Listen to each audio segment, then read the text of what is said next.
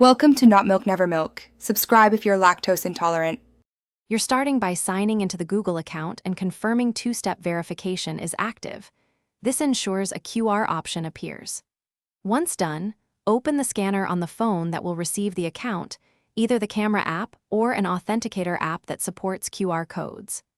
On the original device, navigate to Security, then two-step verification, and choose to set up an alternative second step until the QR code appears. This puts both devices into a ready state so you can scan immediately. You'll now perform the actual scan. Position the scanning device so the QR code fills about half the viewfinder, then wait for autofocus.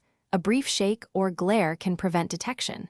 If the default camera app doesn't register the code, switch to Google Authenticator and use the built-in Scan QR code function. Make sure you've granted camera permission so the app can access the lens. After a successful scan, the authenticator will generate a time-based code and typically show a confirmation that the account was added.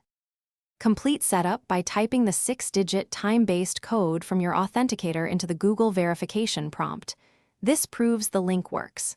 If the code is rejected, make sure your phone's time is accurate, set to network-provided time, and restart the authenticator app, then try again. If the scanner can't read the on-screen QR, increase the computer display brightness or temporarily take a screenshot and import it into an authenticator that supports image import.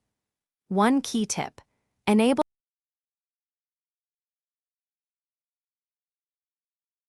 Thanks for watching. If this was helpful, leave a like and consider subscribing. See you next time.